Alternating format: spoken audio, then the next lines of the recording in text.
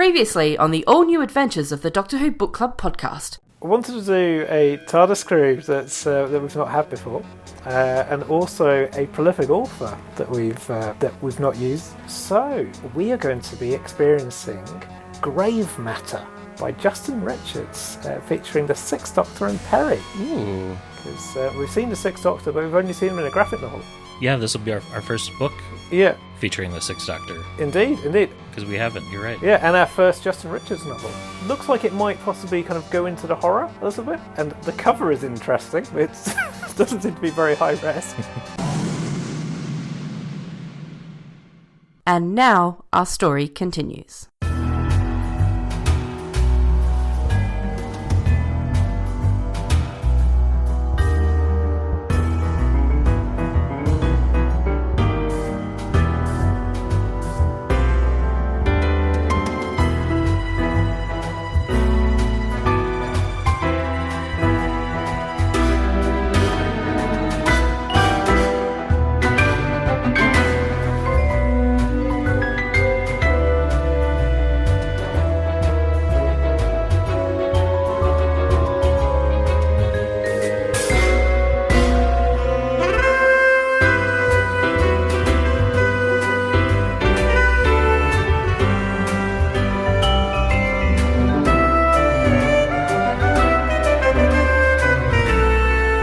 Welcome, everyone, to the all-new adventures of the Doctor Who Book Club podcast. This is Matt in Minnesota.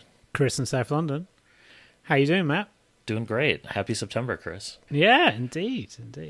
On your recommendation, I've been watching Years and Years, and I'm halfway through, so it's getting pretty tense. Yeah, it is so good, though, isn't it? It is, yeah. It's funny how much... I didn't realize I missed Russell T Davies until I, watched another show by him, and then it's very familiar in some respects, but just he definitely has a knack for dialogue and does a wonderful cliffhanger too. Oh yes, and also he does a wonderful job of grounding the science fiction as well, and also getting away with not explaining things if he feels he needs to. Yeah. Mm-hmm. And that Murray Gold music, when that kicks in, you'll probably know the piece I mean, where you're like, uh-oh, something crazy and bad is going to happen. Yeah, there's a couple of moments where some of Murray Gold's tracks, I was thinking like, oh, it'd be great to, as much as I love Sagan Akinola's music, I think it would be a wonderful thought experiment to take some other unused Murray Gold music, non-Doctor Who related, and score some 13th Doctor scenes just to see, if it changes how the scene feels at all. But yeah, I like them both equally in different ways, I think. Yeah. What have you been up to the past month? So we were recently at the Victorious Festival in Portsmouth, where we saw Lewis Capaldi, second cousin once removed or something like that of Peter Capaldi. And he was on the slightly smaller stage, and it was rammed. So there's a kind of a grassy hillside as well as a plain bit, and there was not a single blade of grass that was not being stood on by people. He's very, shall we just say, wonderfully charming but sweary Scottish man. So the apple doesn't fall far from the tree. Oh, no, indeed. But because he's been in the UK top 40 quite a bit this year, the audience was incredibly young. There were lots of 8-year-olds and stuff all around us. And there he was being very Malcolm Tucker. But yeah, he said at the start of his set, if you come here for thrilling rock and roll, you're going to be disappointed. If, however, you want to hear sad songs from a chubby Scotsman, you're at the right place. So, wow. Yeah. I mean, I do thoroughly recommend it. He's got so much charisma. It's so funny and wonderful. He's going to be in Minneapolis next month, playing at First Avenue. Yeah, go and see him. If you have nothing on that night, even if you do have something on that night, cancel it and go and see him. He is brilliant. It's already sold out, but it'd be worth looking for tickets secondhand. I would say so. Certainly from my mind, when I think of slightly chubby ginger songwriters of him and Ed Sheeran, I think Lewis Capaldi is the better one. Oh. Yes, and I have seen them both live. You can give the definitive comparison. It's all a subjective thing, Yeah. isn't it? Or an informed comparison, I should say. Yeah.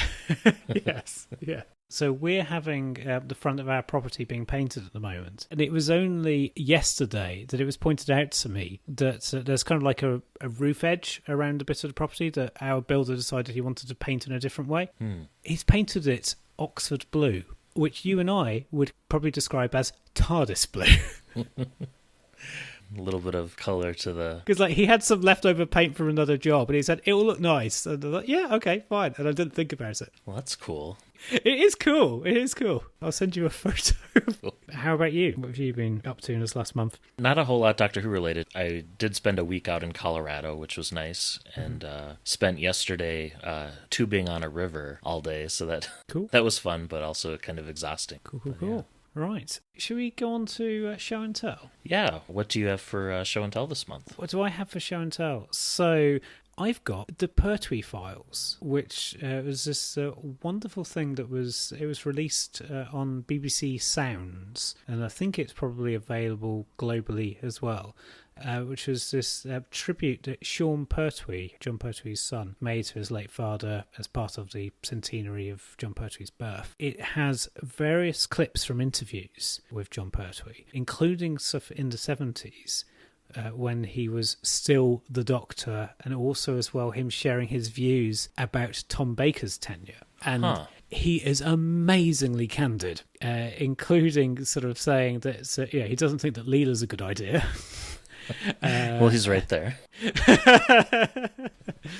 And yeah, it's just amazing because there is no way that, say, Peter Capaldi or Matt Smith would share if they had any negative opinions about any other eras of the show. I can't imagine that they would be discussing it. And here he was just being kind of recorded. Well, one was for a hospital radio, actually, hospital radio for the hospital I was born in, and the other was the John Pertwee Appreciation Society having a kind of a chat with him post theatre, and it's amazing. It's worth tracking down. It's about, I think it's probably about 45 minutes or so, and yeah, a lot of it is material that I haven't heard before. There is, I think, from the John Pertwee Appreciation Society, there's a clip where he talks about how Doctor Who is scarier not when it's on a foreign planet or an alien planet or anything, but when it's set in here and now. He says when a Yeti disturbs you on the loo and Tooting Bec. As I think I've said on the show before, whenever I go through Tooting Bec on the tube, which I do whenever I go into London, I always look up and down the platform just in case there's any Yeti there. It's a little gag that me and my other half do. Wow. I will have to look for that. They said it was called the Pertwee The Files? Pertwee Files, yes. Okay. Yeah. Cool. It's fantastic. How about yourself? So I had a lot of contenders this month. I started listening to The Legacy of Time by Big Finish, which is excellent. There's the recent Doctor Who Magazine Target special that looks really good. I've been paging through that. And I also read an extra Doctor Who book this past month. I read Twice Upon a Time by Paul Cornell, which was great. But this one takes the cake. I'm going to talk about a YouTube video that I discovered called Doctor Who Gallifrey Stands. And it takes a 1-minute sequence from the Day of the Doctor 50th anniversary special, and it expands it into a brilliant 6.5 minutes. In fact, I'd say it's probably my second favorite 6.5 minute YouTube video, Doctor Who related, behind Night of the Doctor. And it's on the YouTube channel called The Confession Dial, and we tweeted it out on our Twitter account a few weeks back, and I shall say no more because I don't want to spoil some of the surprises in it, but suffice it to say, in my mind, I want to edit this into the 50th anniversary. It's that good. Yeah, it is so cleverly done as well. Yeah, it's just brilliant. I mean, some of the footage, if you didn't know otherwise, you would have kind of thought that it might have been done specifically for it. Yeah, the clips that are found, and it's, cleverly editing together bits from the Mark Gatiss 50th, what was the... Adventure in Time and Space? Adventures in Time and Space. They use some of the footage from that, and it's it's just really well done. It describes how the Doctor rounds up all of his other previous selves for that, very climactic battle where they save Gallifrey, so... Yeah. Really cool. So, this month, we're reading Grave Matter by Justin Richards. It was published in May of 2000. Do we want to talk about the cover? Well, it's not the worst Doctor Who cover. It might be the lowest resolution Doctor Who Yes. It does look like it was done in about 20 seconds, doesn't it? Yeah. Because rumour has it that this book was a replacement, a last-minute replacement for another book that had fallen through. But this cover does look like it was done super quick. It does, and I didn't know that about the book, but now that you say that, it does. Certain things about it make a little bit more sense. The back cover says it takes place sometime after Vengeance on Varos on the Dorsill Islands. Are those real islands? I tried Googling them. They're not real. They didn't seem real. No. They are based on a real island, though. Okay. But we'll go on to that. And the book's divided into 3 sections, first, second, and third generation, and has a total of 16 titled chapters. Well, should we talk a little bit about Justin Richards himself? Of course, yeah. Yes, I mean, though I suspect if you're a listener to a Doctor Who book podcast, you'll probably already know who Justin Richards is. Because I don't know for a fact if he's the most prolific of the spin-off authors, but I'm struggling to think of anyone apart from Steve Lyons who could rival him for that title. Or Terrence Dicks if you're not spin-off. Original. Yeah. So, he starts off with New Adventures, Theatre of War, and also, amazingly, for quite a few years, including, I think, the start of his being editor for the BBC Doctor Who books range, he also had a day job working for IBM.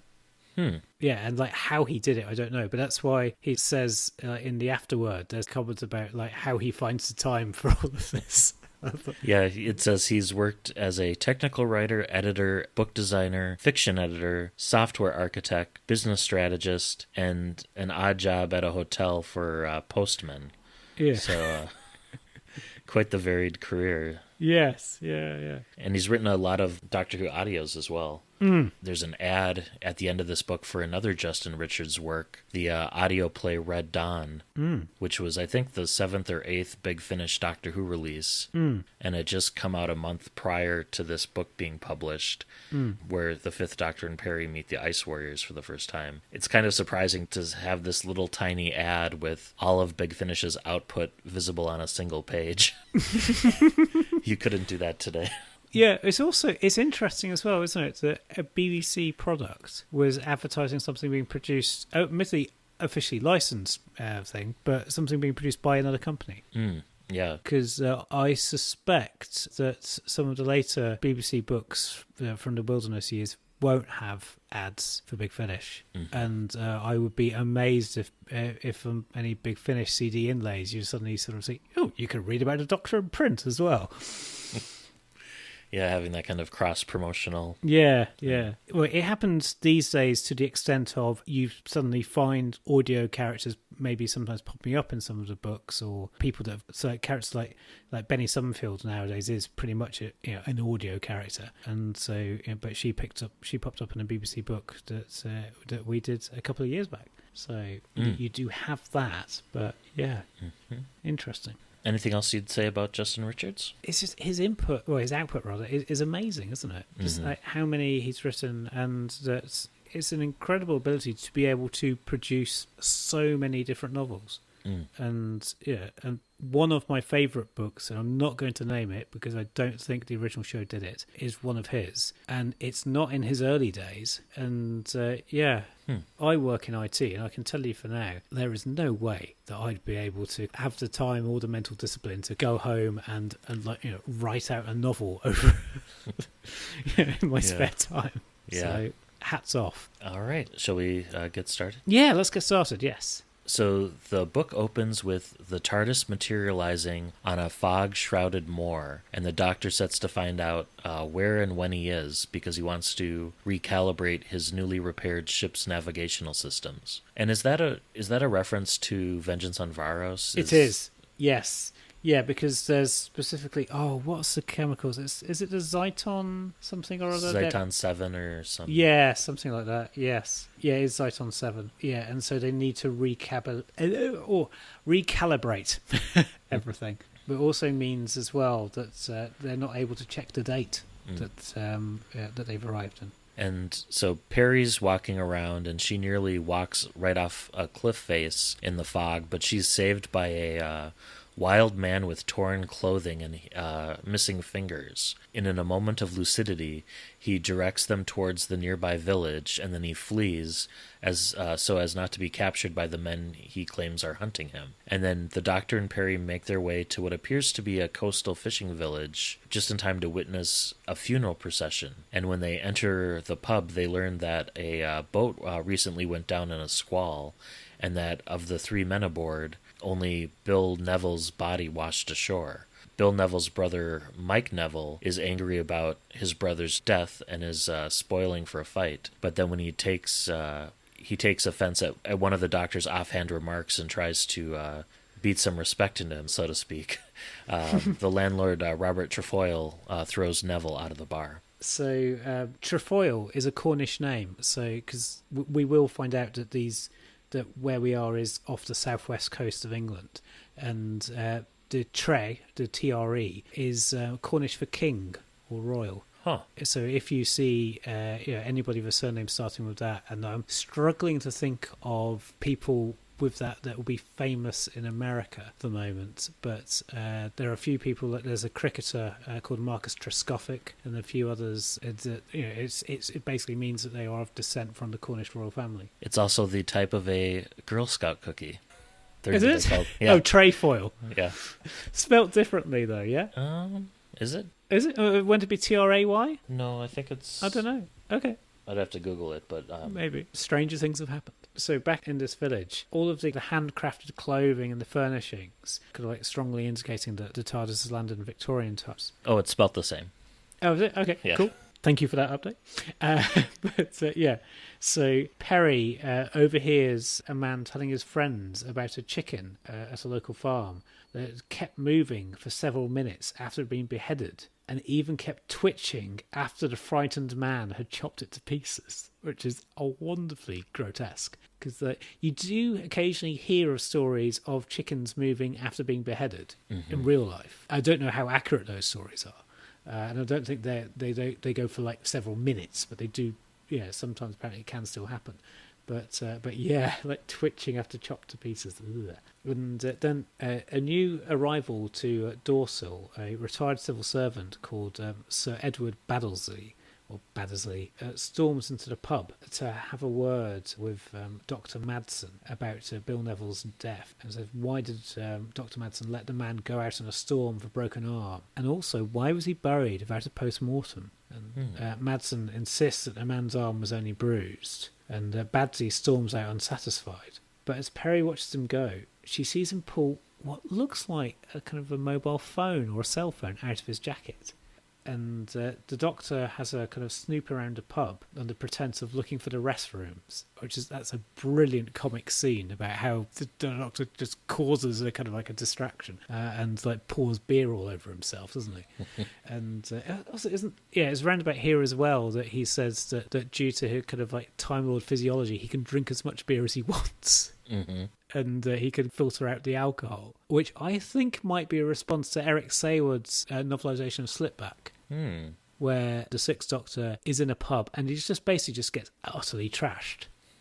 But yeah. And this is where the reading is. It is, yes, where Peri goes snooping around, yeah. And so the reading this month is read by listener and friend of the show, Jeff Elston.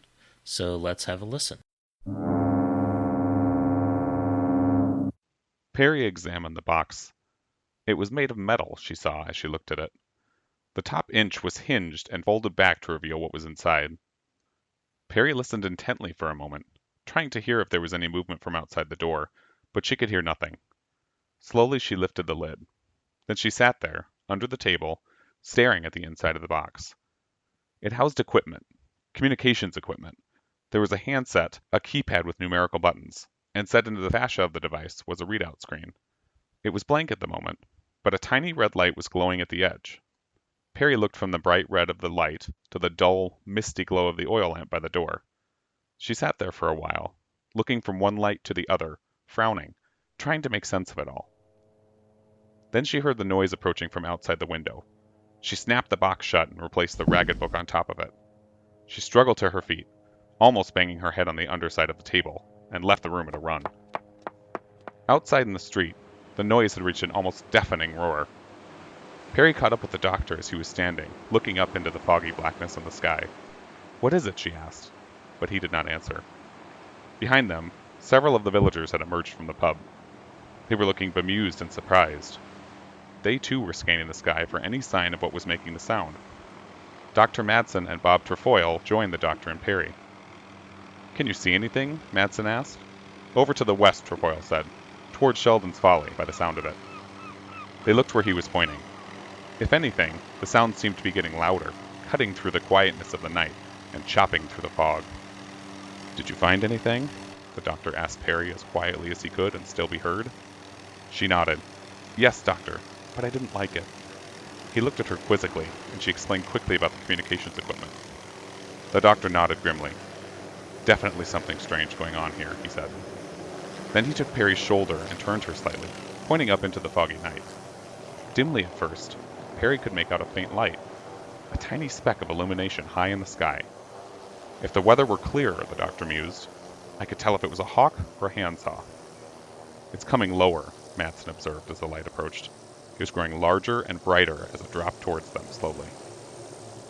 "It's coming down somewhere over there," the doctor said. "I think it's further away than it looks, a trick of the fog and the noise." "On Sheldon's Folly," Trefoil said quietly. The doctor watched for a few seconds more, and then turned towards the people standing outside the pub. "Don't panic!" he shouted loudly, above the sound now receding into the distance. "I know it's incredible, but what we can see is merely some sort of flying machine." The people turned to look to each other, their faces betraying their surprise at his words. Several of them muttered to each other and nodded towards the doctor and Peri. "I'm not sure they can cope with the idea, Doctor," Peri told him quietly. "Incredible," Madsen said. "Absolutely incredible." The doctor nodded. "Just stay calm, everyone," he announced. "There's absolutely nothing to worry about." "I'm not so sure," Trefoil said loudly above the noise. There was the hint of a smile on his face. "Were you a long time at sea, Doctor?" The doctor frowned. "Why do you ask?" Trefoil shrugged, and grinned suddenly at the doctor and Peri. "Oh, nothing," he said with a glance at Madsen, who was also grinning. "It's just that anyone would think you'd never seen a helicopter before." Peri gaped. "You just said it was incredible," she accused Madsen. The sound of the helicopter was dying away now, as it disappeared behind the stark silhouette of the church. "It is," he agreed. "Don't you think it's incredible that anyone would take a helicopter up on a foggy night like this?" Trefoil nodded as he ushered them back inside. "That Sheldon's an idiot to use that thing at all," he grumbled. "Quite against the spirit of Dorsill. But I suppose we have to make allowances." All right. Thanks, Jeff, for reading that. Yeah. So we've had a bit of a surprise there that that we are in fact in the modern era. Yeah, I was a little surprised by that because from all the other descriptions of the pub and the villagers and everything, it really did feel like a kind of a 17 or 1800s sort of setting. Yeah. So what's happened is that the Dorsill Islands are cut off from the mainland by the currents and rocks and fog, and because it's just so expensive to ship goods and would be like for supplying electricity, the islanders have chosen to make a virtue of kind of living simply and supporting themselves. There is actually an island in the Channel Islands that has done a similar thing that I've been to, which is the island of Sark, where there's no cars. You go around by horse and cart, and until as recently as the late 90s, they had a feudal system, and also in 99, they changed the law so that women could inherit. Wow. Yes. So really isolated. Well, yes. Yeah. Slash backwards, yeah. Slash backwards, yeah. Yeah, and I went into a pub on the island, like one of two, and I was just stared at. This is not the one that they want the tourists in. Okay, all right, I'll go. So, but yeah. So is it, with that population, is it like a religious thing, like with the Amish, or is it more of No. just like a Cultural thing. Yeah, Huh. yeah. Because like they've only started having elections this century. the 21st century? Yes. Wow. So it sounds like this is very much based on like a. So it would have been. It would have been in the news a little bit at the time. Yeah. Here's the thing that's a bit of an interesting irony about the situation. So off the coast of Sark is another smaller island that is under Sark's jurisdiction. That I am going to mispronounce it, so I'm not going to even try. But it's this island is owned by the brothers that own the Daily Telegraph, which is a newspaper which is, I think, fair to say is... Let's put it this way. Boris Johnson is one of their columnists. Ah, okay. Okay, all right. Yep. But they realised that the inheritance thing meant that under the inheritance laws on Sark, that that island would go to a specific family member, and they wanted it to be shared equally amongst several. But they couldn't find a way to change the inheritance laws, and so they ended up having to appeal to the European Court of Human Rights. Which is part of the whole kind of thing that, you know, I've not read the Telegraph in quite some time, but one would imagine that with Boris Johnson as a columnist, it's not the sort of thing that they're in favour of. So it's just an amusing irony, I've found. But anyways, yeah, Sark. Go and have a read about it on Wikipedia. It is mind-blowing. And it was a very beautiful place when I went there several years ago. I think if you do find yourself in the Channel Islands, Sark can be a fascinating place to go to. Interesting. Anyways, right. That's Cool. enough warbling about a place that is not in this book, but is mentioned. Well, certainly it seems to be the inspiration for Dorsill. Oh, yeah. As the Doctor and Peri are investigating and, trying to find out exactly when and where they are for the TARDIS calibration, they learn more about Dorsill from Trefoil and Madsen, who is the doctor on the island. And Madsen is in love with Trefoil's daughter, Liz. The island used to be owned by a village trust, but they recently had to declare bankruptcy and sell out to developers. But fortunately, a government scientist and former Dorsill native Christopher Sheldon stepped in and bought the islands himself, ensuring that they would remain independent.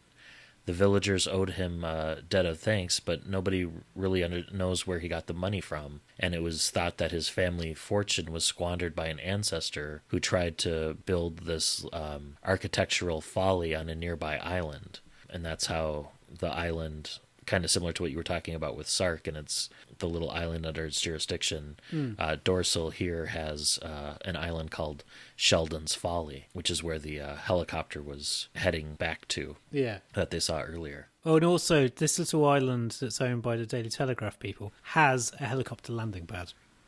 Oh. It looked like a Bond villain's hideout. So even more parallels there. Yeah, Huh. yeah. Justin Richards has spent time on Sark. I think it's safe to say. So the Doctor suspects that Dr. Madsen is hiding something, so the Doctor decides to remain on the island for a while, telling Trefoil that he'll wait until the fog clears so their ship can depart. So he and Peri decide to get some rooms in the tavern. And I have to say, in these opening chapters, I wish I could do like a word search or a word count, because Justin Richards uses the words mist, fog, and abyss probably like hundreds of times. I'm just reading through it is, when you get like a word stuck in your head sort of thing. Mist is definitely there. Even the Doctor's beer is described as having a misty froth. So. Well, but it's probably a homebrew. Certainly, the only time that I've done a kind of like a homebrew beer, I'd say it did not look like something that I would have bought from Tesco's. There was definitely a fogginess to it, but that was probably down to my incompetence rather than anything else. But yeah. So so the next morning sort of starts bright and sunny, and the Doctor and Peri go off exploring the island. And the Doctor meets a local gossip, Mrs. Tattleshaw, who in the course of her chat says that she saw Bill Neville before the fatal storm, and that his arm had indeed been broken. And was it me, or did she remind you as well of another Sixth Doctor companion? Oh, of Evelyn? Yes. I was thinking more of the old woman from the Sarah Jane Smith story we read that was thrusting bundles of heather. Oh yeah. But yeah, I could see Evelyn too, kind of like the village historian / gossip. Yeah.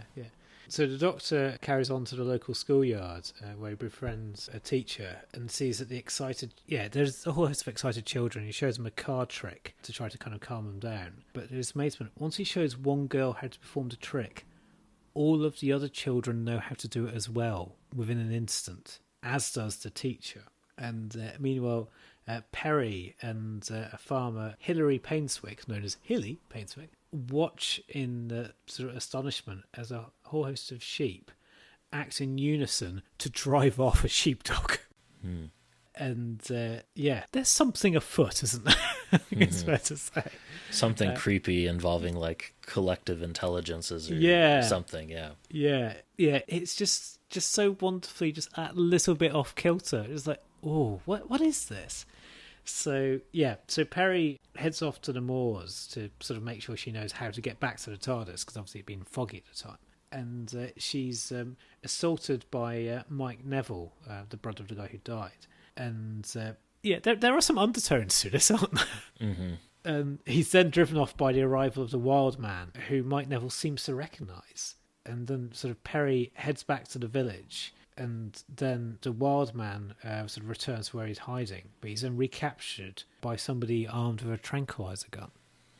And then the Doctor breaks into Sir Edward's home to investigate further and finds a passport bearing Sir Edward's photograph, but made out in the name of Sir Anthony Kelso. And then he tells Peri to wait in the nearby churchyard for Sir Edward or Sir Anthony to return, while he goes to the nearby island of Sheldon's Folly to speak with the reclusive Christopher Sheldon, who purchased the islands. While the Doctor's there, he overhears Dave Madsen speaking with a man named Logan Packwood, who tells Madsen that he needs more material, which would entail removing, quote, the subject's left arm. So...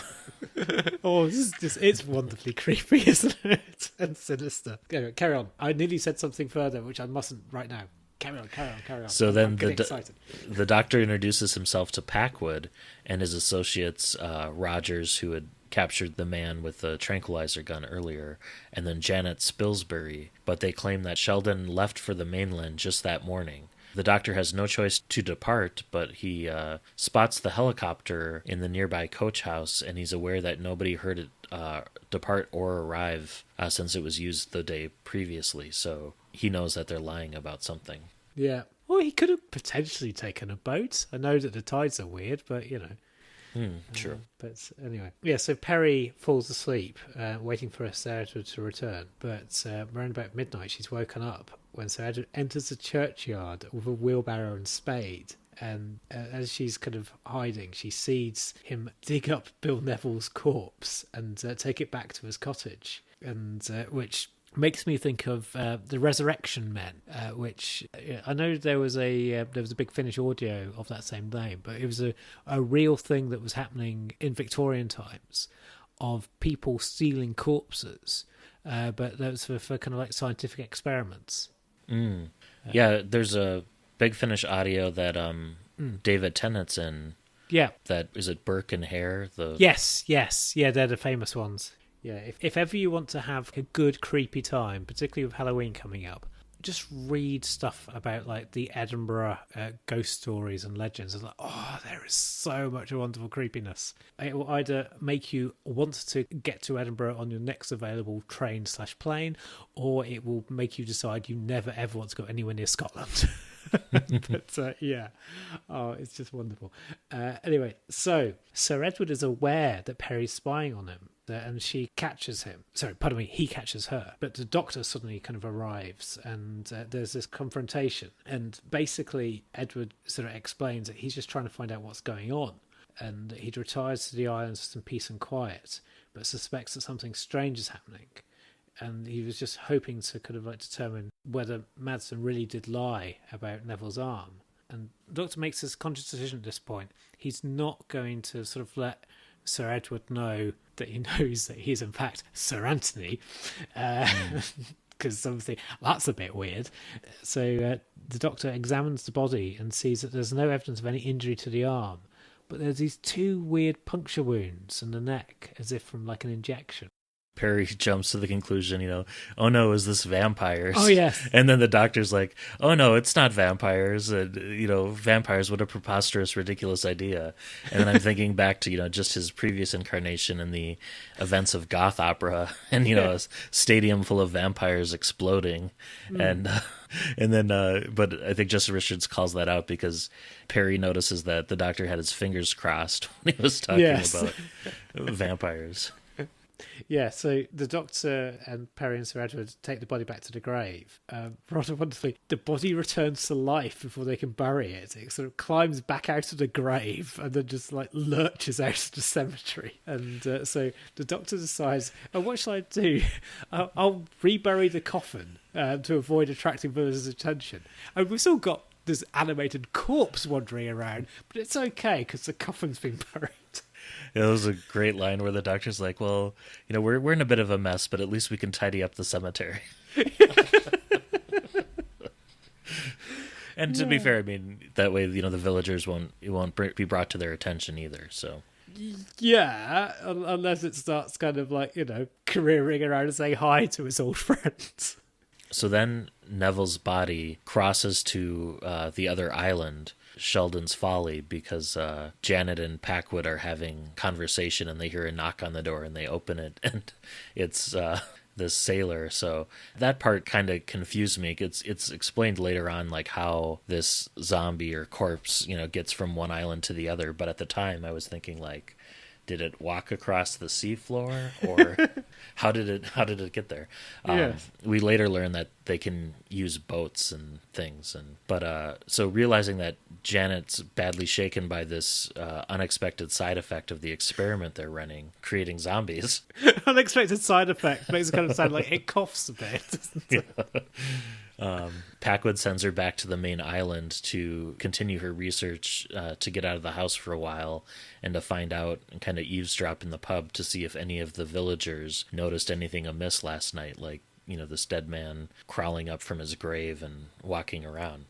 And then shortly afterwards, Dr. Madsen arrives and he announces that he's had enough of what he's been involved with this experiment.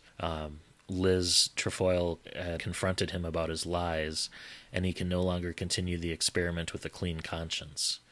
And Packwood reveals that they've already developed a strain which can be administered orally, and that he infected Madsen with the ice in his whiskey the last time Madsen had visited the smaller island. And since then, Dr. Madsen had passed the infection on to his girlfriend Liz with a kiss, so it can transmit through saliva and stuff. So then, devastated, Dr. Madsen returns to Dorsill and tries to commit suicide with some sleeping pills he has, but the overdose has no effect on him. And then he goes through another kind of a gruesome scene where he tries slashing his wrists and the injury heals within seconds. And then he finally resorts to finding a shotgun on the island that another resident has, and he shoots himself in the head with a shotgun, and that does end up killing him, but unfortunately not his body, which starts to repair itself. Yeah.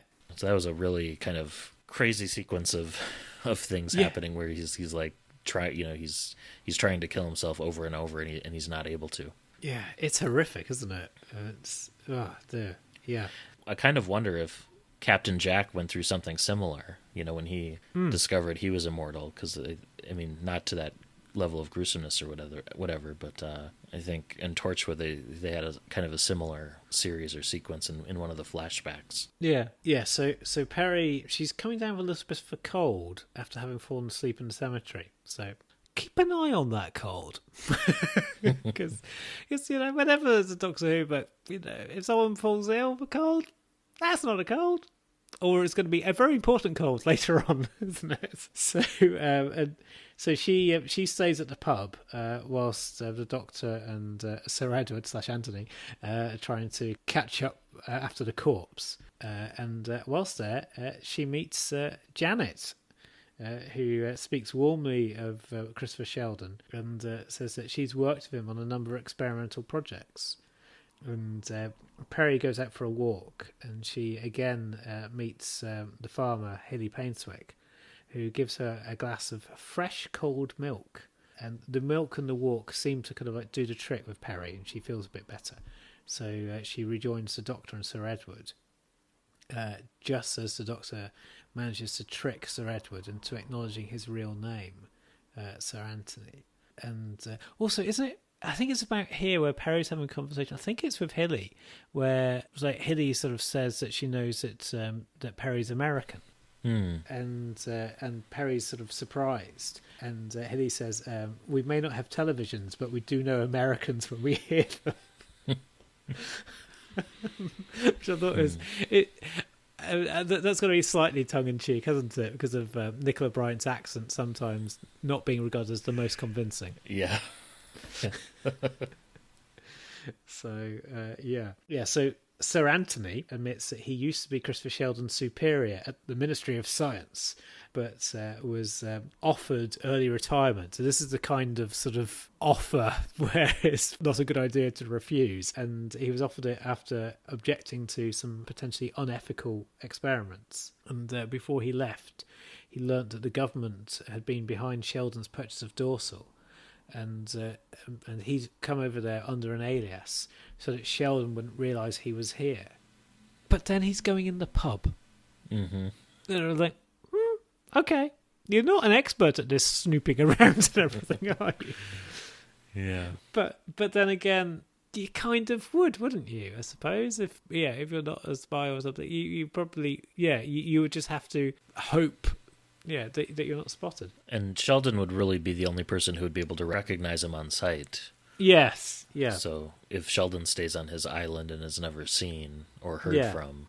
But he doesn't know that. True. But anyway, it's fine. There are worse plot holes in Doctor Who. Yeah, so all that Sir Anthony knows about the project is what his former PA, Madge Simpson, overheard, which was that it has something to do with something called Gatherer 3. And the Doctor recognises it as the name of a deep space probe.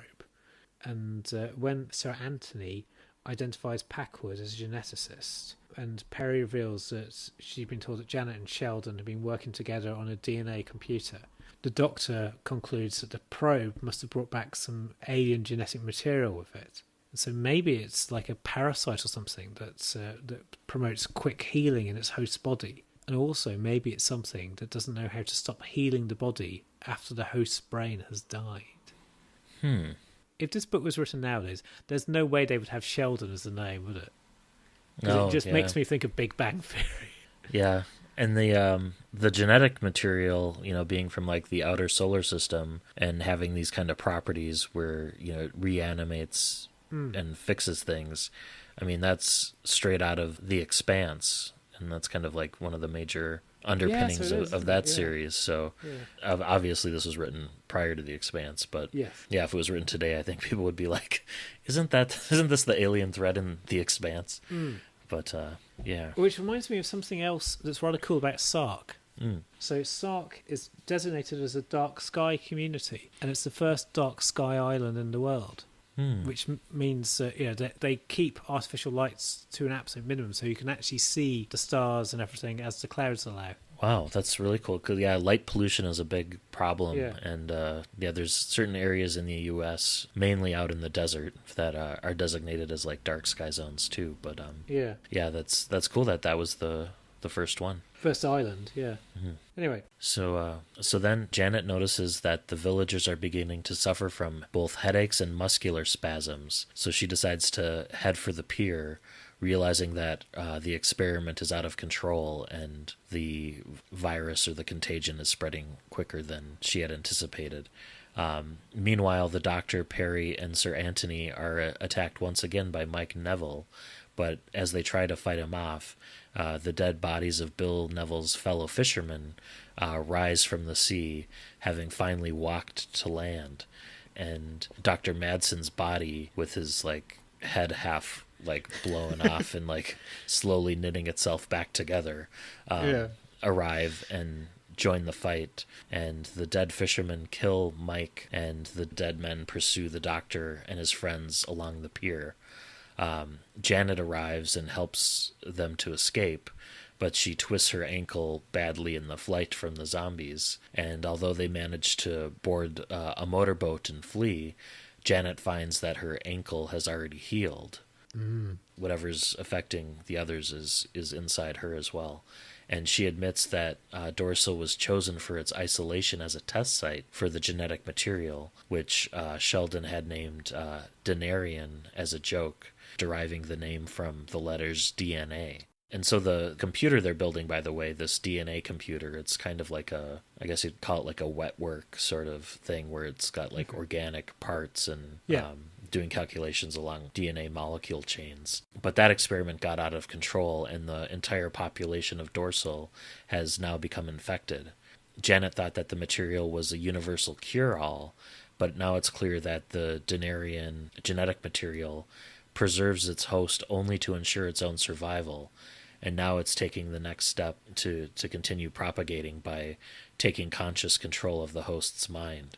So the sections of the book that were labeled like first, second, and third generation show like the evolutionary steps that the genetic material is progressing through as it's conquering the host mind that it's in. Also, it's a bit about the DNA computers. That was a thing that occasionally you were hearing about, in like the late 90s as that's something that we might do in the future.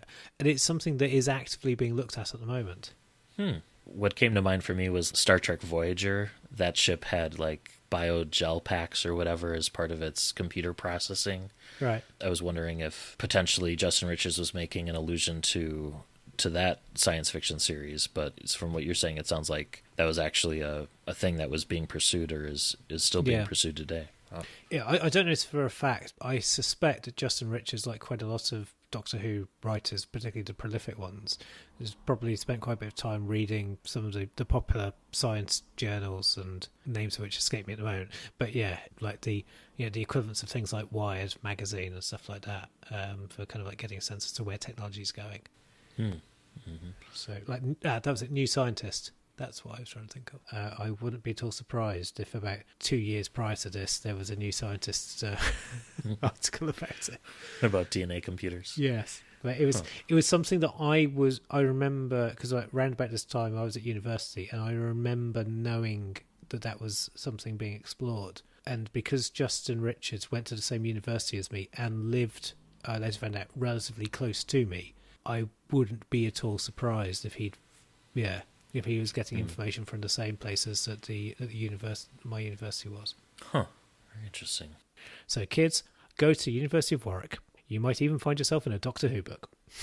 With DNA computers or weeping angels? Yes. Yeah, so the Doctor and his friends try to warn Packwood of the danger, but he too's been infected and he's under the thrall of the Denarians. And so Janet kind of pretends to succumb and sort of helps Packwood to kind of like lock the Doctor Peri and Sir Anthony up in the cellar, but she's planning to rescue them later. And they're reunited with the Wild Man, who we realise is Christopher Sheldon, which came as a surprise to me, I must say. Yeah, that was kind of a cool twist because, throughout the story they're making allusions to like, Christopher Sheldon might be dead and the rest of the scientists on this small island might still be running things and keeping up appearances like he's still around. When in fact he was the very first person that the Doctor and Peri met outside the TARDIS, and they had been, looking for him this whole time. So that was kind of a cool reveal. Yeah. Yeah, Justin Richards does have this trick of hiding things in plain sight. And even though I knew that, I was still surprised. But so Christopher Sheldon was the first to be infected by the Denarians, and he's being used as an incubator for the raw genetic material, which the infected humans kind of acquire by chopping his limbs off. And like as his limbs soon grow back, there's been no physical damage, but obviously this trauma has unhinged him, and he's kind of babbling to Sir Anthony about needing a wheelchair. And Packwood catches Janet trying to free the others and takes them all to the living room where the dead Bill Neville is serving tea.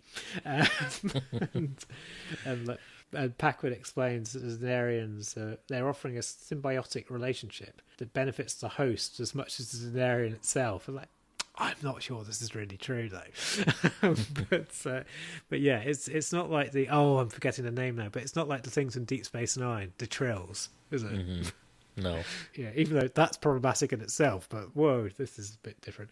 And interestingly though, Sir Anthony and Peri both kind of see Packwood's point of view.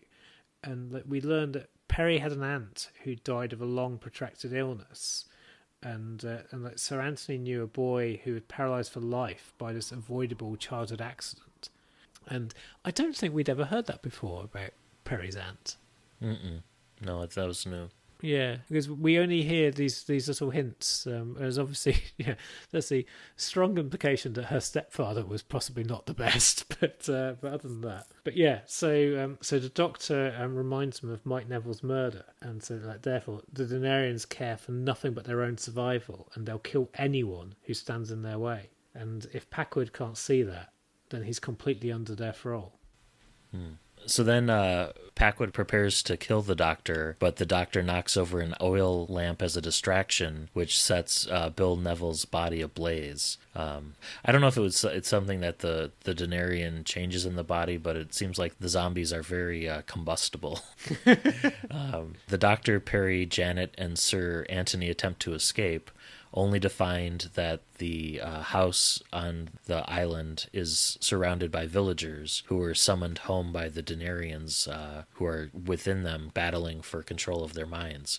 The Doctor locks the villagers out and flees down to the cellar, knowing that there's some lab equipment down there and that the Gatherer 3 space probe passed through a region of space nearly devoid of X-ray emissions, which that was a bit of a head scratcher because if you're talking about something in the solar system, the sun emits X-ray light along with all the other types of radiation on the electromagnetic spectrum. So I don't know where you'd find an area in the outer solar system devoid of X-ray emissions. It's a very careful journey it's been going through. Maybe it's in the shadow of a crater of a moon out there or something. Yeah.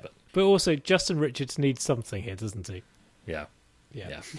The Doctor lures Packwood into a convenient X-ray room that's down in the basement and turns the X-ray machine on to full strength, which temporarily stuns the Denarians and restores Packwood to full consciousness. Packwood reveals that he only intended to test the Denarians on sheep and cows in the isolated community at first, but then moved on to human testing as Denarian influence gained hold over them, and now the Denarians have infected the island's entire food chain. So the animals, the plants, in the water, everything. The birds. Yep. Keep that in mind. Yes. Presumably things like the wood lice as well. Oh, yeah. And also bacteria in your guts and various other things. Mm-hmm. So, realizing that the Denarians within him are recovering from the X-ray burst, Packwood locks himself in the X-ray room and exposes himself to a sustained burst, killing both himself and the infection within him. I also don't know that you can overdose from an X-ray machine. You can certainly become exposed, but I think you'd have a situation there where you'd have problems over the course of a decade or something. But yeah, but anyway, I'd say Justin Richards needs to have something here, doesn't he?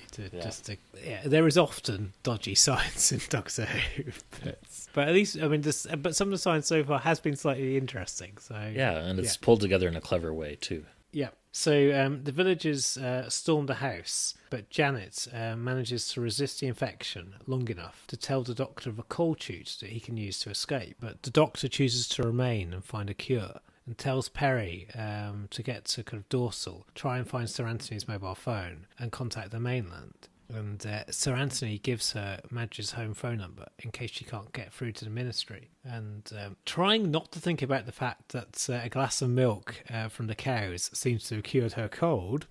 Yes, what could that mean? Peri flees the folly, pursued by Liz Trefoil and the repairing corpse of Dave Madsen. And she starts getting attacked by the island's owls and foxes. It was just brilliantly scary, isn't it? And she manages to get to Dorsill safely, but she's unable to find Sir Anthony's phone because it's not where he says it was. But she remembers that there was a satellite phone link in the pub, and she kind of sneaks into there and tries using it to call Madge Simpson, Sir Anthony's PA. And Madge is concerned to hear that Sir Anthony's in trouble. And she asks Peri this little question. How is Sir Anthony getting on the island in his wheelchair? You go, what? His wheelchair? And before Peri can respond, Liz and Madsen arrive and rip the phone out of her hands. And Peri shoots Madsen with a flare gun, incinerating him. And she escapes to the attic where she's attacked by a flock of seagulls that come through a hole in the roof. I think it's fair to say as well, I remember Sark, sort of roof repair and general building repair was not in the highest of standards. So, yeah, again, Justin Richards has spent time on Sark. And that was Chekhov's flare gun, too, because when Peri was exploring the pub at the beginning of the book and she came across that sitting in a box, I was like, oh, we're going to see that flare gun again. Indeed. So Peri falls out of a window down to the street below. And although her injuries soon heal, because she thinks that she must have broken a leg or something, doesn't she? Or even her spine, even, because she can't move her legs at first. Yeah, that's true. But by the time they've healed, the Denarians have taken control of her mind. And that was kind of a horrific sequence, too, when Peri's realizing that she can feel her body, but she's not in control of the movements, and having that realization that she's been infected and can't combat it, and she's just kind of stuck there and not in control of her actions. Yeah, there's so many bits here that would just be brilliant cliffhangers, aren't there, on TV? And I think that whole bit would just be a fantastic ending to episode 3, wouldn't it? Although this is an example of Peri getting possessed yet again, which is standard for Doctor Who companions, but she has gone through it a few times at this point, I think. Yes, yeah. And a few more to come. Yes. But it's not something that she's blasé about it or anything either. No.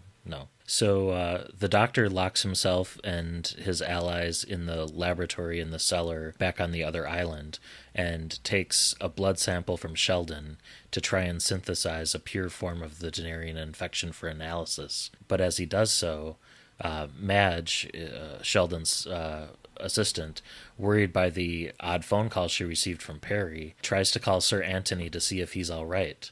And then Sir Anthony's cell phone goes off in his pocket, and the Doctor realizes that he had it all along, and yet he didn't tell Peri, who they sent up the coal chute and across the bay to the other island. So Sir Anthony's been infected all along, and that explains his odd behavior. And so the reference he made earlier to a boy in a wheelchair and how he could see that point of view, you realize that he was talking about himself. And the explanations for his behavior have been rationalizations of the acts he was driven to by the Denarians. Sir Anthony and Janet infect both Sheldon and the Doctor with the pure Denarian solution, and while Sheldon regains his sanity almost instantly, the Doctor willingly walks out of the laboratory with Janet and Sir Anthony. And as soon as they're outside, he nips back in and locks them out. So the Doctor's kind of playing along that he's been infected. Yeah, I must say, as soon as that was starting, just because we've had a moderately similar thing in Goth Opera, I was like, yeah, the Doctor's going to be okay here. Yeah, and plus, I mean, the Sixth Doctor seemed even more exaggerated than usual when he's like, "Of course I'm, on your side. Let's go, march for the glory of the Denarians and all that." So the Denarian infection was no match for his Gallifreyan metabolism, similar to the effects that it had on alcohol. So Sheldon realizes that his fingers have stopped growing back for a moment because his arm was amputated earlier again, but now his fingers are regrowing again, and so the Doctor hypothesizes that a pure Denarian solution, so the second generation of the material, regarded the primary infection, so the first generation infection, as a disease and thus destroyed it. So what he's realizing is that they need a hybrid generation which will destroy the infection within the villagers, but then not take over the villagers' minds and burn itself out. So he's working kind of frantically to build that, while the entire village is surrounding this house and breaking down the doors and stuff to the laboratory. So the villagers break into the laboratory just as the Doctor finishes his work. But then in a bit of a frantic scene, he and Sheldon manage to inject Janet and Sir Anthony with a cure, which breaks the Denarians' hold over them almost immediately. And then Janet and Sir Anthony Sheldon trying to hold off the raging villagers, the Doctor mixes up some more of his solution and loads it into the tranquilizer gun. And so he just frees some of the villagers from Denarian control and mix up a new batch of solution which can be absorbed through the skin. And so the others guard him whilst he kind of goes off to the helicopter, being pursued by villagers driven to protect the Denarian life form at all costs. And the Doctor manages to dip his coat into the solution before they attack. And so anyone who's trying to kind of grab him is just being instantly cured, which is quite a genius way of doing it. And Peri attacks them, but the Doctor overpowers her and then sort of like thrusts her into this tub of the solution. Almost like kind of like trying to make sure that she drinks as much of it as she can. Yeah. And then, so this is a Doctor who not only tried to strangle his companion, but tries to drown her. And I can't help but wonder if this was a let's get Peri completely wet sort of. Yeah. It's like, why else would they be doing this? I mean, the Doctor's carrying this giant tub of solution. It must have been like in a rubbish bin or something that he's hauling out to the to the helicopter as he's getting attacked on all sides by not only the villagers but some of the animals too. Yeah. And but he has time to dump Peri in there. But it's not gratuitous. It's true. Not he's not describing like the droplets on Peri's skin or anything like that. Yeah. So as Peri's now recovering, he sends her to guard the door whilst he and the others kind of roll the helicopter out of the coach house. And also at this point, he reveals he doesn't think he's flown a helicopter before, but he figures, I'll find a way. Or he says he must have flown a helicopter sometime in the past, and he'll remember as he goes, I think. Because I think there's a... Yeah.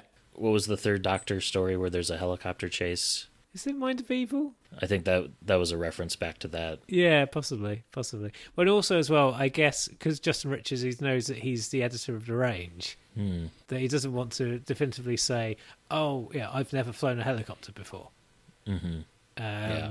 Yeah, because that would mean that there would be that would tie future authors into doing it. But anyways, so the villagers have been unable to catch him in time, and so he pilots the helicopter over the crowd, spraying them all with the antidote and securing them. And he's also trying to kind of like spray as much of the wildlife as he can as well. Mm-hmm. Yeah. And then the Doctor, Sheldon, Janet, and some of the others mix up more of the solution and then use the helicopter to continue to cover the rest of the island chain. So the Denarians are... killed off, aren't they?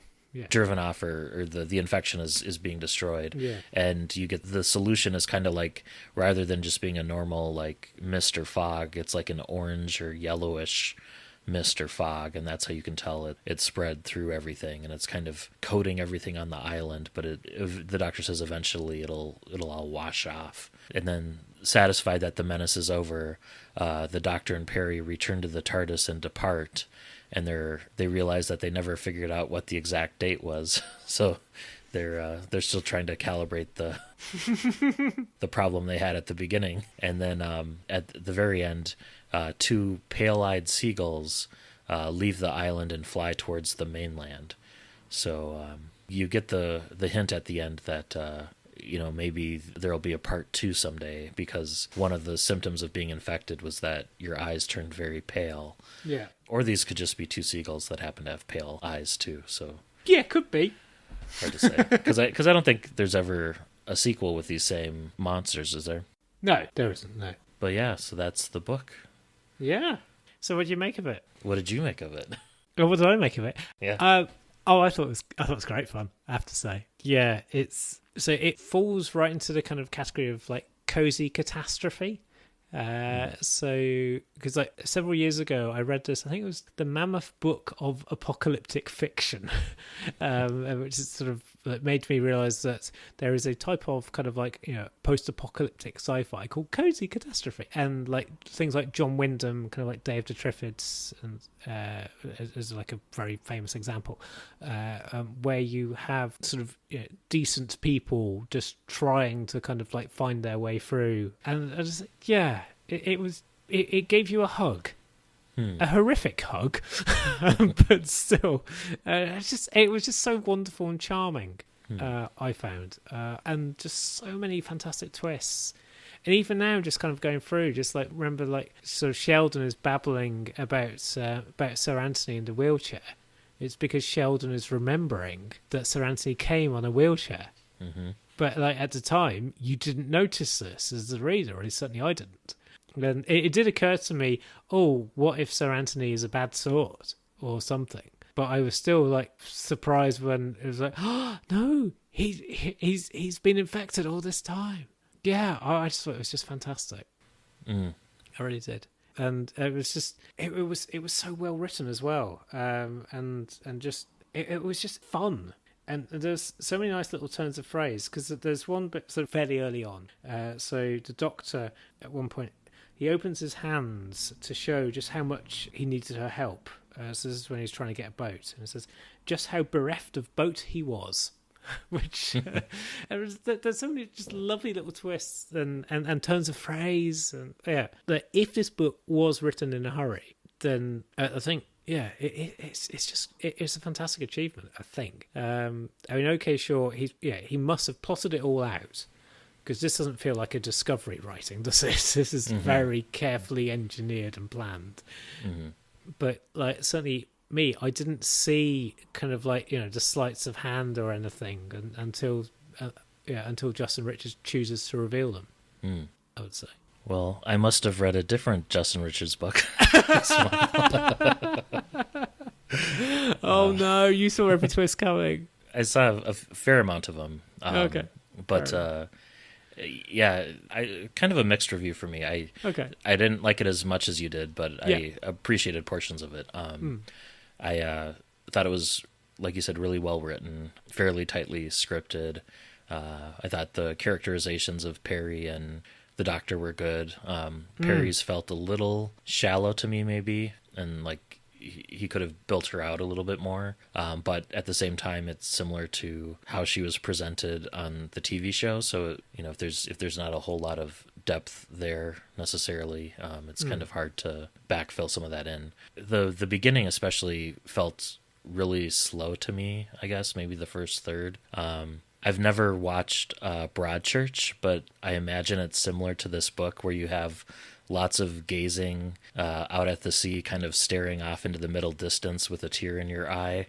Sort of. There were quite a few scenes like that, where just some of the melodrama, like there was a scene where I think Liz and was it Dan, where they like break up or whatever, where it just felt like this 2 pages of really weird melodrama that introduced like a lot of hand wringing, and I don't know, it didn't quite grab me in the same way. I guess it felt tonally, it felt to me almost more like Dark Shadows than it did Doctor Who. There's just a lot of sneaking around in empty rooms and standing by cliff sides and mentions of the fog and mist every few minutes. I don't know. Yeah, I liked portions of it, but the whole didn't come together for me, I guess. As much as it sounds like it did for you. Yeah, I mean, I think also as well, I love cozy catastrophe stuff. So, yeah. I did like how kind of standalone this is. I mean, there's not a lot of continuity references to get bogged down in. Yeah. I think we called out all of the ones that were in the book. But I guess just the setting, like the lonely fishing village sort of thing, it just felt more appropriate as like maybe like I could see this working better as like a Fourth Doctor and Sarah Jane story. But isn't that the point in some way? Maybe it's good fun to have a Doctor appear in another Doctor in a story type from another Doctor, because it does feel very. It feels like Robert Holmesy. Because Sir Anthony is a Robert Holmes character, I would say. Like particularly like some of his dialogue and everything. He just like, you can imagine him. Oh, I'm blanking on the actor's name now. But you can imagine him kind of being played by sort of like one of Jago and Lightfoot. I could see that. It just, I guess, if it's a Robert Holmes story, it felt more like the Android Invasion to me, where middle of the road, I guess. Yeah. But who wrote the Android Invasion? Was that Terrence Dicks, or was that? No, it was Terry Nation. Terry Nation. Okay, yeah, it wasn't. I was thinking that was Robert Holmes for some reason. Well, he was script editor, so how much that was rewritten, I don't know, but given that Robert Holmes always wanted to have a high quality output on screen, and Terry Nation possibly had 2 or 3 plots, so maybe there was a lot of rewriting. Yeah, I don't know. And it definitely, I could see what Justin Richards was trying to do, and Yeah. it just, I felt he tried too hard to set the mood at the beginning, I think, and that maybe threw me off, because it was so like, this is an isolated village, and just kept hammering that over and over, and it's like, Yeah. okay, I get it. Yeah. I know what you're trying to do. Yeah. But yeah. But because the thing, I'm not going to say it's an all-time classic, but I think, though, if this had been shown in the Sixth Doctor's first season, if this had been on TV, I think this would be regarded as being one of the standouts of that season. Mm-hmm. Which might say more to the quality of that season than this. But yeah, it's interesting because I think this is one of the first. Well, it's a rare occasion where you and I have differing opinions on a book, isn't it? Yeah. I think we're both saying we enjoyed it, but we're saying sort of like to differing degrees. Yeah. And it's helped, I think, by the fact that I've been to Sark as well. I think so, yeah. Yeah. The thing that does strike you on Sark is how isolated it is. Because it takes you, I think it's like maybe it's an hour and a half ferry journey, and you're going from one moderately isolated island, but a far bigger island, to that one. And you just go, wow, we are going to, like, it does feel like you're going to the edge of the earth. So again, I think my enjoyment may well have been boosted by the fact that I've been there, and but I can see what you're saying as well. Yeah, but it's just I just enjoy the hell out of it. Yeah, and I guess for me it felt somewhat perfunctory too, like where almost like a modern Terrance Dicks novel where it was very like. It felt well constructed, but almost to a fault, where it was very much like, this is the puzzle I'm building, and if you happen to see where I'm putting the pieces ahead of time, just ignore the man behind the curtain, sort of thing. But it was enjoyable. I'm glad I read it. But yeah, not my favorite. I think for me, because I read it in like a large number of brief sittings. So because I tend to read these books like maybe an hour or so at a time. And you're often reading them in kind of quite a compressed time span. So it might be that this is something that doesn't reward binge reading, because then you do notice all the pieces moving. But if I'm reading it kind of like, just before I go to bed, then maybe I'm not noticing all the pieces being moved. Yeah, I could see that. For me, I read this probably in 3 sittings. Yeah. So 2 to 3 hours each sitting, but yeah, that could be. That could be a factor, and also as well. I mean, I don't know how much you've read of John Wyndham or John Christopher or. John Christopher was the tripod. Yes, right? yes. Yep. He also wrote, I think, the Chrysalids, and because there are other things that he wrote that was more along the lines of kind of this sort of the cozy catastrophe. And some of the tropes too seemed familiar in like what was the 3rd film in the Cornetto trilogy, World's End. Yeah, a little bit like that too. Yeah, which was my least favorite of the Cornetto films. But right. How are you going to rate this? I'm gonna. So I think we've been the same for several months now. I think we're going to diverge here. Yeah. So I would give this one a 6 out of 10 for me. Okay.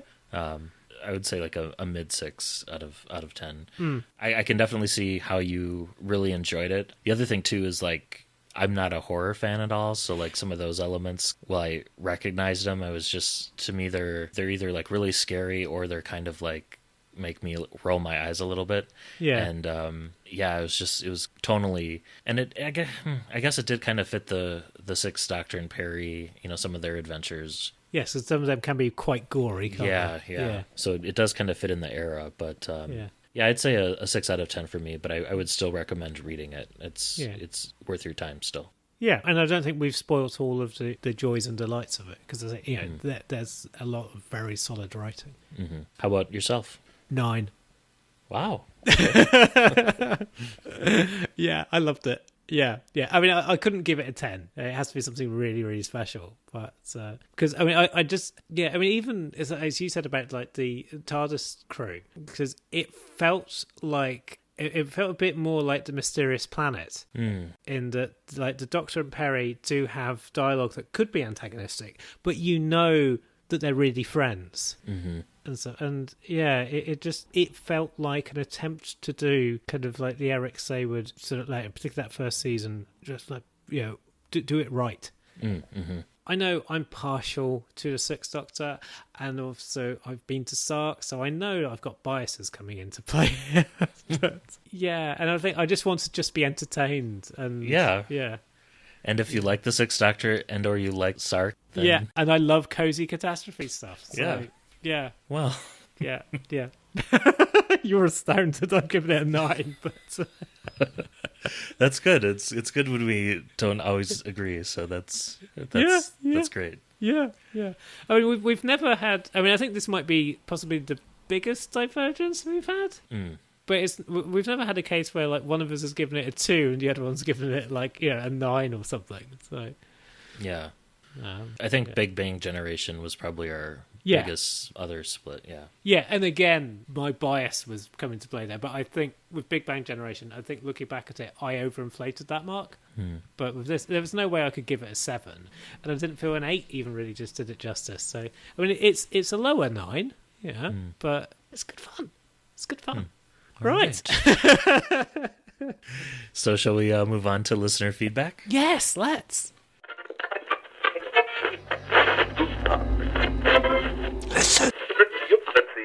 Okay, so we have one email this month from Thomas Meehan.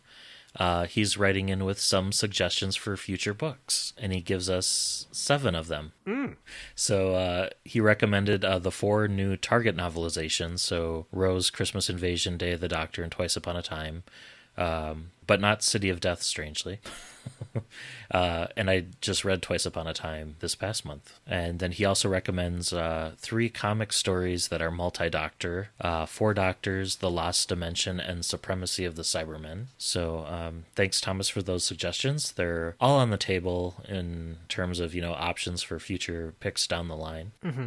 But yeah, like I said, I recently read Twice Upon a Time, and I felt it really captured that spirit of the old Target novels. So how about on the Facebook side? On Facebook, so Jay Barry got in touch with us, and he'd said about The Good Doctor that he'd got it the day that it had come out when he'd been on holiday in London, and he was looking forward to Grave Matter, which he might need to reread that as train reading. And he said he actually just finished rereading Blue Box, and since it's set in America, he thought that it would get interesting observations from us. Because you thought I was going to pick Blue Box, didn't you? I did, yeah. Yeah. I was trying to figure out, like, okay, where, just kind of thinking what you might pick. But yes.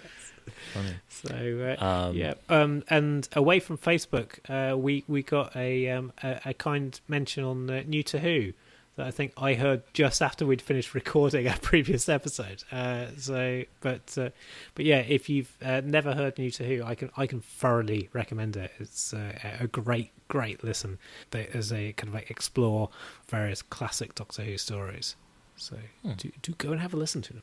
Cool. On the Twitter side, we have a tweet from Beeble Pete, who writes in to say that Harlan Ellison's introduction on the American Doctor Who Target novels makes owning at least one of these worthwhile, and he also keeps expecting someone to bring the unit spaceship into canon in a parallel universe story, which is depicted on, I think, the cover of Day of the Daleks in the US. Doesn't Harlan Ellison, in one of his preambles, conclude it with "Your friend, my friend, Doctor Who"? Yeah, I think it's the same introduction for all all the books. Yeah, but yeah, that's how he ends the. I kind of thought Russell T Davies did sort of include a unit spaceship with the Valiant, which was the giant kind of floating Avengers helicarrier. Yes. Yeah, kind of a tribute to the Shield.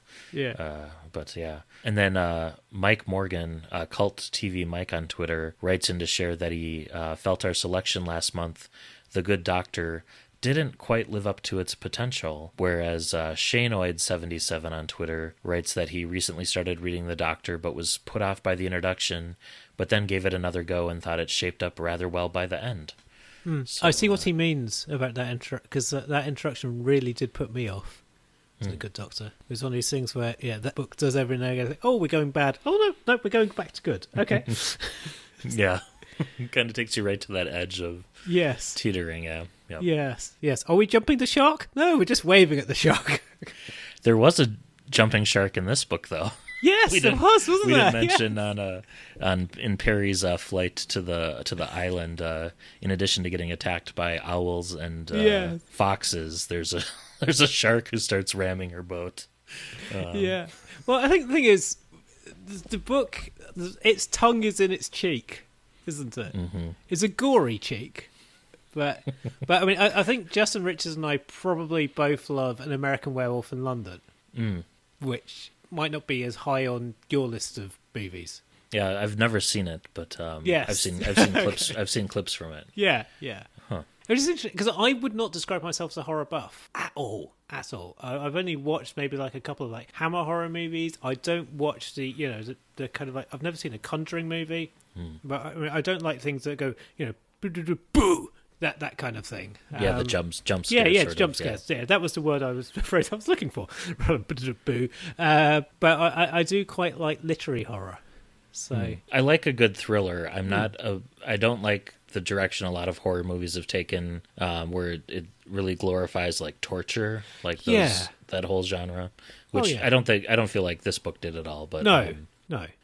One of my favorite scenes in this month's book was probably where the one zombie fisherman was, sitting there serving tea, that kind of like macabre sort of bizarre visual imagery. Yes, there's a touch of Ghostlight, isn't there? Yeah, exactly. Yeah. Sorry, I was digressed from Twitter. That was it for... No, that was it? Okay. Yeah. Cool. Right. So... I think we've got to the point where you're going to tell me what we're doing next month. We have arrived. We're here. Okay. So I have 2 doctors left in our current cycle to choose from. Yes, unless you do a wild card or something. Which is coming, but not until December. Yeah. But so either the 2nd Doctor or the 9th Doctor. Yes, I think I know which one you're going for, yeah. I decided to pick the 2nd Doctor. Yeah. I'm not surprised. My favorite Doctor. I also wanted to pick a title or titles from a range that we haven't read before on the podcast. Ooh. So we're breaking new ground here in a couple of different ways. Okay. So there are 2 2nd Doctor books in the Telos novella range. Oh. And we're going to be reading both of them for October. Interesting. So the first is called Foreign Devils by Andrew Cartmel. Okay. And the second is called Wonderland by Mark Chadbourne. And each novella is about 120 pages in length. It's about 240 for the pair of them, which is similar in length to what we read this month. Yeah. And in paging through the books, I can already tell that one of them has some problematic language in the introduction, so we'll do our best to address that as part of our review next month. But I'm excited to explore these books and see what we have in store for the 2nd Doctor. Interesting. Cool. And they're kind of hard to get a hold of, so... yeah. Chris, I may have to ship you my copies, and then you can send them back. Yeah. Some British libraries do have some of the Telos novellas. Like, I lived in this, for a little while, in this isolated rural community. Not that isolated, it had a train. But in Hampshire. And that had the Kim Newman Telos novella. Oh, which is I've read that one. Yeah, and a couple of others as well, which I was kind of quite surprised by. And this was like, around about the year 2000 that I was living there. I was like, right, I shall read all of your Doctor Who spin-off books to encourage you to buy more, so I don't have to. So yeah, so you might be in luck in the UK. Go and have a look at what your local library's got. But anyway, go and support your local library anyway. So I'll be delighted for you to be there. For sure. Well, until next month, this has been Matt in Minnesota. Chris in South London. Happy reading.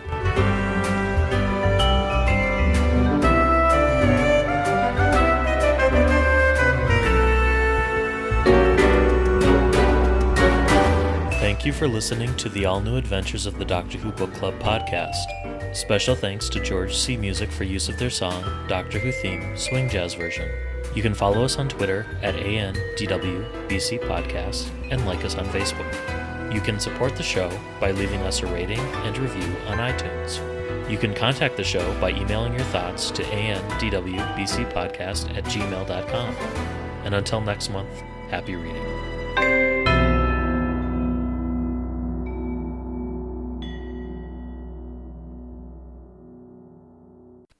Well, that was fun. Yes. Kind of a divergence of opinion. And, yeah.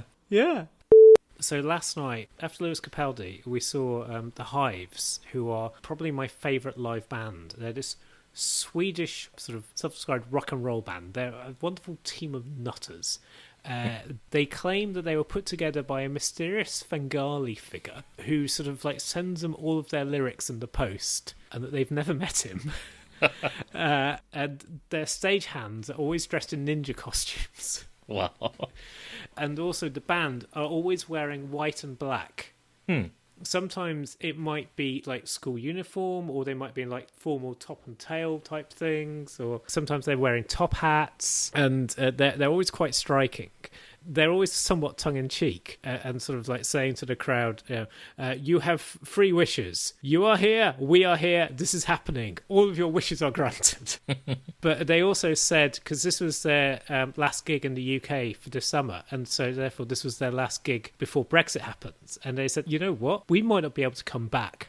Because they are not on a major label. They organise their tours themselves. And they said, what we will do is, if we have to, we will host gigs in Calais, so you can all swim over and watch us and then come back and live the rest of your lives. But I was just like, good God, that brings it home. It does kind of bring it home. Yeah, it does. It does. Oh, speaking of Castle Grayskull, Kevin Smith is doing a new Masters of the Universe. For Netflix, I did hear that. Yes. Yeah. I wonder if it'll tie into their She-Ra series or not. They've hinted in that show that Eternia is out there somewhere. So I've heard it follows on from the 80s series, and that it's a mini series. Like directly, okay, but it's still animated though, right? Oh yeah. Interesting. Yeah, so whether or not it'll be the same voice cast, I don't know how many of them are still alive, but hopefully as well they'll have more than like 10 special effects. Yeah. Because as a kid, I noticed, hang on, these weird birdie things are making the same noise as the weird catty things from 2 episodes ago. Well, yeah, it's not only sound effects that recycled, but animations too. Yes. Used over and over again, kind of a Filmation staple. Yes. In that sense. I will just go and put the cricket on, because England might be about to win, having looked really, really, really, really rubbish. And they're playing Australia, which is a time of, shall we say, mild tension in the house. Australia just beat the U.S. basketball team in quite an upset, the 78-game winning streak that was just broken by the Australians. Wow, 78 games? Yeah. Wow. That is amazing. So I shall stop talking about basketball because we're entering the edges of my knowledge. England now need 2 runs to win. So I shall let you go. Yes. Okay. There may be wild cheering or crying in the next minute. Okay. I'll speak to you later. Bye.